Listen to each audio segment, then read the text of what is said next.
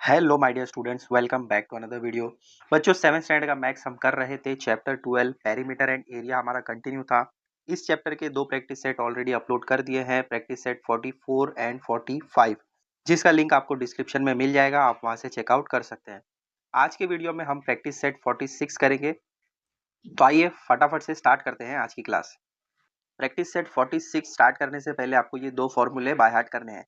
Area of a right angle triangle half into product of sides forming the right angle, यानी half लेंगे आप और multiply करेंगे जो उसके साइड बन रहे हैं राइट एंगल के वो। ठीक है, क्वेश्चन सॉल्व करते हुए मैं आपको इजीली समझा दूंगा। फिर नेक्स्ट फॉर्मूला है एरिया ऑफ ट्रायंगल। क्या है एरिया ऑफ ट्रायंगल का formula? Half into base into height. तो ये दो फॉर्मूले बाय हार्ट कर लो। प्रैक्टिस सेट 46 में आपको ये दो फॉर्मूले यूज करने हैं। प्रैक्टिस सेट 46 का first question, a page of a calendar is 45 centimetre long and 26 centimetre wide, what is it's area? Calendar का साइज जो होता है वो रेक्टेंगुलर शेप का होता है, आपको पता है इस तरीके से दिखता है कैलेंडर। तो देखो यहाँ पर ये अपोजिट साइड इसकी सेम है और ये अपोजिट साइड सेम है। तो इसमें हमें क्या करना है, इसका एरिया फाइंड करना है। एरिया ऑफ रेक्टेंगल का फॉर्मूला आपको पता है, लेंथ इंटू ब्रेथ। इससे पहले वाला जो प्रैक्टिस सेट है, प्रैक्टिस सेट 45, उसमें हमने देखा था। तो यहाँ पर हम लिखेंगे area of page of a calendar is equal to length into breadth. Question में आपको लेंथ और ब्रेथ दी गई है, 45 है लेंथ एंड ब्रेथ है 26। दोनों को मल्टीप्लाई करने पर आपको मिलेगा 1170 स्क्वायर सेंटीमीटर। अब यहाँ पर देखो, आपको एरिया निकालना था, इसीलिए यहाँ पर हमने स्क्वायर यूनिट का यूज किया है और सेंटीमीटर में तो आपको दिया गया था, तो इसीलिए स्क्वायर सेंटीमीटर इस यूनिट को यूज करेंगे। जब भी आप एरिया फाइंड करेंगे उसमें स्क्वायर का यूज करना पड़ेगा। तो बस फर्स्ट वाला क्वेश्चन हो गया सॉल्व। अब फाइनल आंसर लिखना है, लिखो therefore the area of the page of the calendar is 1170 square centimetre. तो पूरा सोल्यूशन इस तरीके से होगा फर्स्ट वाले का। अच्छे से देखो, समझो और फिर कॉपी करो।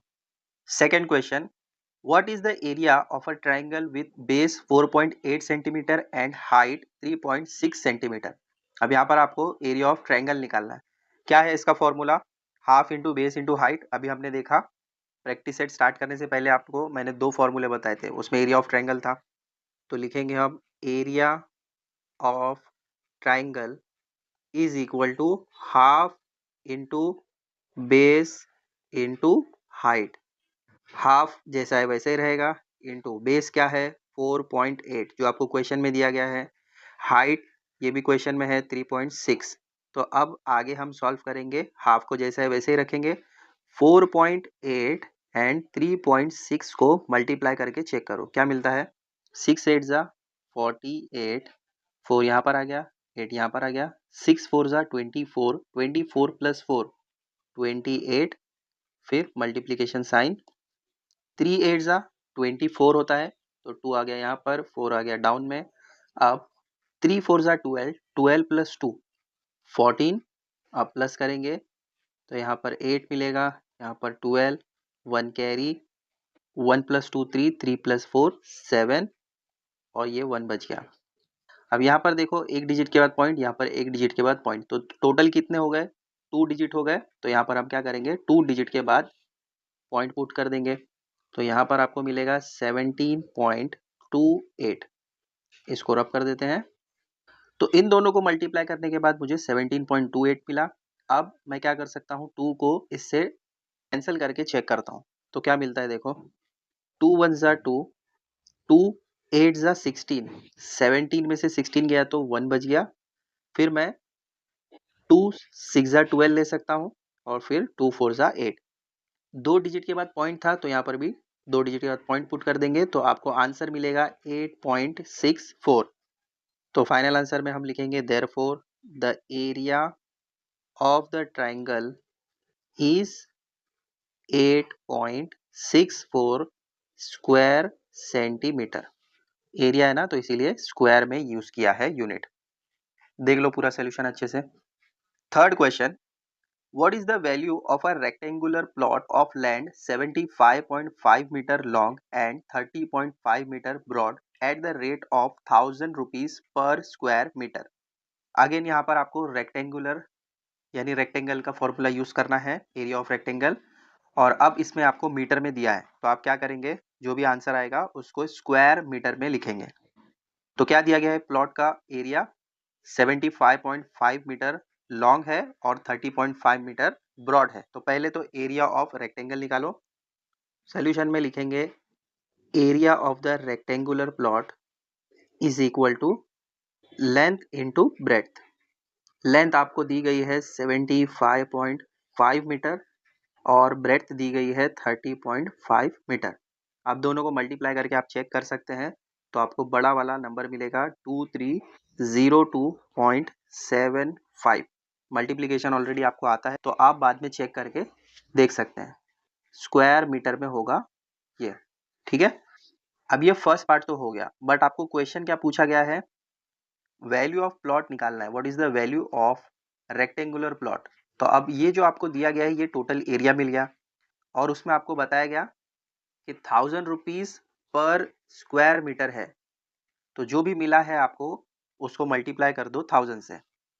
तो नेक्स्ट स्टेप में लिखो value of the plot is equal to area of the plot multiply by rate per square metre.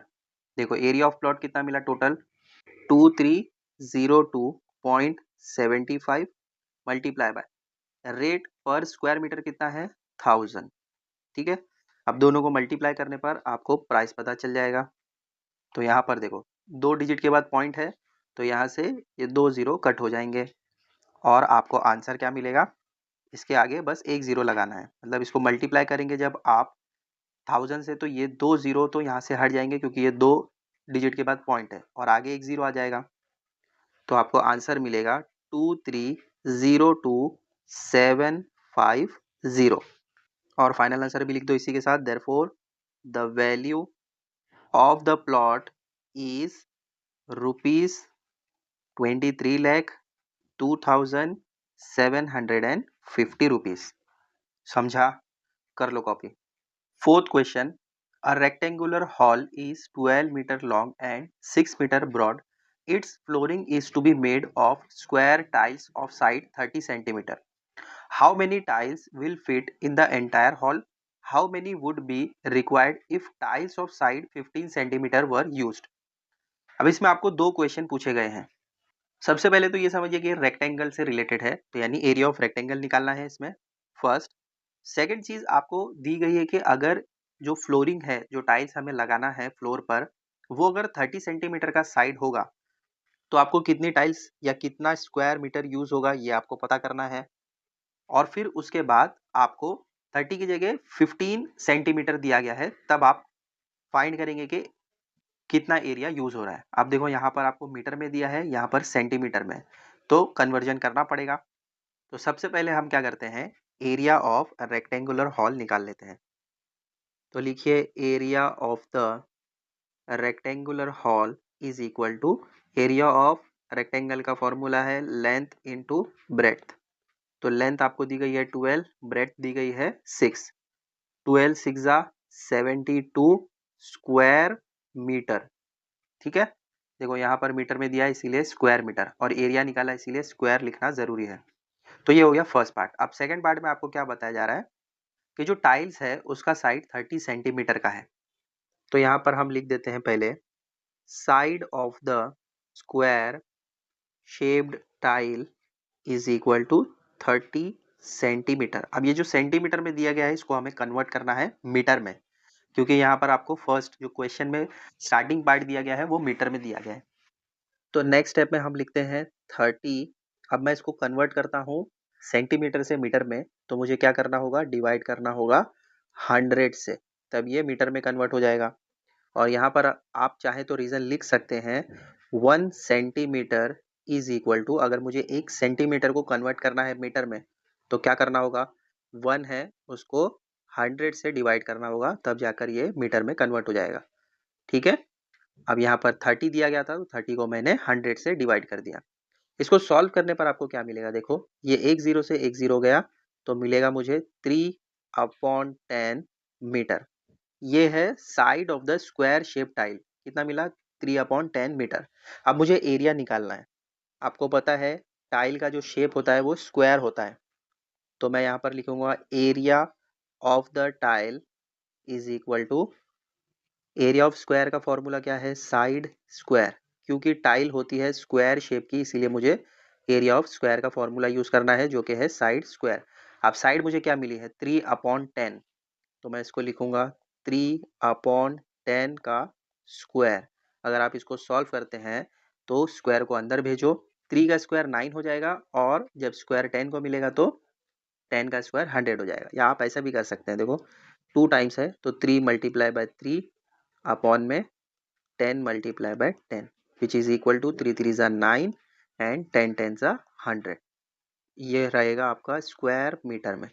तो यहाँ पर मैंने फर्स्ट जो पार्ट आपको दिया गया है कि अगर 30 सेंटीमीटर का साइड होगा टाइल का, उसको मैंने यहाँ पर फाइंड आउट कर लिया।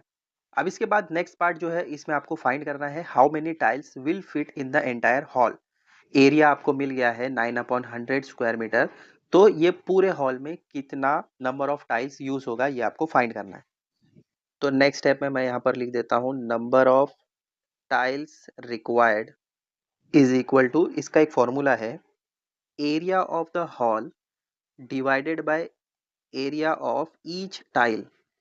अब देखो एरिया ऑफ हॉल जो है मुझे मिला है 72, तो यहाँ पर आ जाएगा 72 divided by area of each tile क्या मिला है 9/100, तो यहाँ पर आ जाएगा 9/100। अब इसके बाद जब मैं इसको सॉल्व करूं, आपको पता है कि जब मैं ये डिवीजन का साइन मल्टीप्लिकेशन में कन्वर्ट करता हूं तो उसके बाद के जो नंबर्स हैं जो फ्रैक्शन में है वो अपनी पोजीशन चेंज कर लेंगे, अप साइड वाला डाउन साइड में एंड डाउन साइड वाला अप साइड में आ जाएगा। तो यहाँ पर रहेगा 72, ये जो डिवीजन का साइन है ये कन्वर्ट हो जाएगा मल्टीप्लिकेशन में, 100 चला जाएगा ऊपर और 9 आ जाएगा नीचे। अब इसके बाद तो आपको आता ही है सॉल्व करने, 9 1 ज़ा 9, 9 8 ज़ा 72, तो 8 को मल्टीप्लाई करो 100 से तो आपको मिलेगा 800, यानी 800 टाइल्स लग सकती है अगर आप 30 सेंटीमीटर साइज वाला स्क्वायर शेप टाइल यूज करते हैं। तो यहाँ पर मैं लिख देता हूँ फाइनल आंसर, ये जो 30 सेंटीमीटर वाला है उसके लिए 800 square shaped tiles of 30 centimetre side will be required. ठीक है, अब यहाँ पर आपका सोल्यूशन कंप्लीट नहीं हुआ है, ये यहाँ तक हो गया। अब देखो नेक्स्ट पार्ट में आपको लास्ट वाला जो पार्ट है क्वेश्चन में उसमें क्या दिया गया है, अगर आपको टाइल्स दिया गया है 15 सेंटीमीटर का, जैसे यहाँ पर हमने 30 सेंटीमीटर का यूज़ किया, वैसे ही सेम टू सेम अगर 15 सेंटीमीटर का आपको दिया जाए तो आप क्या करेंगे, तो यहाँ से सोल्यूशन फिर से वैसे ही करना होगा, जस्ट यहाँ पर 30 की जगह 15 आ जाएगा। तो कैसे होगा देखो नेक्स्ट स्टेप में, तो यहाँ पर हम लिखेंगे side of the square shaped tile is equal to, पहले यहाँ पर 30 था तो अब यहाँ पर आ जाएगा 15 सेंटीमीटर। ठीक है, सोल्यूशन सेम टू सेम वैसे ही रहेगा, बस यहाँ पर 30 की जगह आ जाएगा 15, अपॉन में आ जाएगा 100, इसको मैंने मीटर में कन्वर्ट किया। आप चाहे तो रीजन लिख सकते हैं 1 centimetre is equal to 1/100 metre. 5 3 ज़ा 15, 5 2 ज़ा 10 एंड लास्ट का जो जीरो बच गया उसको ऐसे ही लिख दो, तो आपको मिलेगा 3/20 मीटर। अब इसके बाद मैं लिखूंगा area of the tile is equal to side square. Side मुझे मिला है 3/20, इसका अगर स्क्वायर करें तो आपको 3 मल्टीप्लाई बाय 3 करना पड़ेगा, 20 को मल्टीप्लाई करना पड़ेगा 20 से, तो अप साइड में मुझे मिल जाएगा 9 और डाउन साइड में मुझे मिलेगा 400 स्क्वायर मीटर। ठीक है, अब फिर से मैं यही फॉर्मूला यूज करूंगा, number of tiles required is equal to area of the hall upon area of each tile. लिखेंगे number of tiles required is equal to area of the hall divided by area of each tile. Area of hall वो तो same रहेगा 72 divided by area of each tile मुझे क्या मिला है 9/400 solve करेंगे आगे 72 जैसा है वैसे ही रहेगा। इस डिवीजन की साइन को मैंने मल्टीप्लिकेशन साइन में कन्वर्ट किया तो 400 अप साइड में आ जाएगा और 9 आ जाएगा डाउन साइड में। अगेन अब आप यहाँ पर कैंसिल करके चेक कर सकते हैं। 9 वन ज़ा 9, 9 8 ज़ा 72। अब 8 को मल्टीप्लाई करो 400 से तो आपको क्या मिलेगा, 8 4 ज़ा 32 और ये जो 2 जीरो बच गए हैं उसको ऐसे ही लिख दो तो आपको मिलेगा स्क्वायर मीटर। और लास्ट में फाइनल आंसर लिखेंगे therefore 3200 square shaped tiles of 15 centimetre side will be required. तो इस तरीके से होगा सोल्यूशन। सोल्यूशन थोड़ा सा लॉन्ग है। फर्स्ट पेज में यहाँ पर इस तरीके से किया हमने और फिर डाउन साइड में ऐसे आया, ठीक है, और फिर नेक्स्ट पेज में हमने इस तरीके से किया। अच्छे से देखो, समझो और फिर कॉपी करो। Fifth question, find the perimeter and area of a garden with measures as shown in the figure alongside. ये आपको एक गार्डन का डायग्राम दिया गया है, इसमें आपको फाइंड करना है पेरीमीटर एंड एरिया। तो सबसे पहले हम पेरीमीटर फाइंड करते हैं क्योंकि पेरीमीटर निकालना इजी है। पेरीमीटर में क्या करना है, जो भी साइड्स आपको दी गई है सबको प्लस कर दो। तो सोल्यूशन में सबसे पहले लिखो the boundary of the garden is made of 12 sides each of length 13 metre. देखो यहाँ पर हर एक का जो लेंथ है वो 13 मीटर का है, यहाँ से यहाँ तक 13 मीटर, यहाँ से यहाँ तक। तो ये आपको क्वेश्चन में ही दिया गया है और इसका जो साइड्स है वो 12 साइड है। तो आपके अंडरस्टैंडिंग के लिए यहाँ पर मैंने नंबरिंग कर दिया है। जो भी लाइन आपको दिख रही है उसको अगर आप काउंट करेंगे तो वो आपको 12 मिलेगी। ये इस तरीके से लाइन आपको दिख रही है, ये 12 लाइन है, यानी ये 12 साइड से बना हुआ है। जस्ट आपके अंडरस्टैंडिंग के लिए यहाँ पर मैंने नंबरिंग पुट की है। अब मैं इसको रब कर देता हूँ। पेरीमीटर निकालने के लिए हम लिखेंगे perimeter of the garden is equal to sum of the lengths of all sides is equal to 12 multiply by 13। 12 sides हैं और हर एक जो लेंथ है वो 13 मीटर की है। तो 12 को मल्टीप्लाई करेंगे 13 से तो आपको आंसर क्या मिलेगा, 156 मीटर। क्योंकि मीटर में दिया है तो आप भी मीटर में लिखो, पेरीमीटर में स्क्वायर वगैरह नहीं लिखना है। अब इसके बाद हमें एरिया फाइंड करना है। जब आप एरिया फाइंड करेंगे उसमें आप स्क्वायर मीटर यूज करेंगे। तो लिखिए नेक्स्ट स्टेप में, the garden in the given figure can be divided into 5 squares each of sides 13 metre. अब इसको हम 5 स्क्वायर में कैसे डिवाइड कर सकते हैं, देखो ये फर्स्ट पार्ट हो गया तो यहाँ पर मैं नंबरिंग पुट कर देता हूँ, ये 1, ये 2, ये 3, 4 एंड मिडल वाला 5। तो ये जो गार्डन है इसको मैंने 5 पार्ट्स में डिवाइड कर दिया है और हर एक जो है वो 13 मीटर का है। ये 13 का है, ये 13 का, ये 13 का, सभी 13 मीटर के हैं और ये स्क्वायर में है। तो आपको क्या करना है, एरिया ऑफ स्क्वायर का फॉर्मूला यूज करना है। यहाँ पर नेक्स्ट स्टेप में मैं लिखूंगा therefore area of the garden is equal to, total 5 है पार्ट्स, उसको मैं मल्टीप्लाई करूंगा area of each square part से। फॉर्मूला है साइड स्क्वायर, ठीक है। तो 5 को मल्टीप्लाई करना पड़ेगा मुझे 13 के स्क्वायर के साथ, which is equal to 5 multiply by 13 multiply by 13। 13 से कितना होता है 169, और अगर आप 5 को मल्टीप्लाई करें 169 से तो आपको मिलेगा 845 स्क्वायर मीटर। और लास्ट में फाइनल आंसर इस तरीके से लिखो, therefore the perimeter and area of a garden are, perimeter मुझे कितना मिला था 156 मीटर एंड एरिया मुझे मिला है 845 स्क्वायर मीटर रिस्पेक्टिवली। तो पूरा सोल्यूशन इस तरीके से होगा, पहले हमने पेरीमीटर निकाला फिर उसके बाद एरिया निकाला। तो यहाँ पर आपका क्वेश्चन 5 भी कंप्लीट होता है और इसी के साथ प्रैक्टिस सेट 46 भी यहाँ पर हमने खत्म कर लिया। मिलते हैं बच्चों अगले वीडियो में बहुत जल्द एक नए टॉपिक के साथ। Till then take care, bye.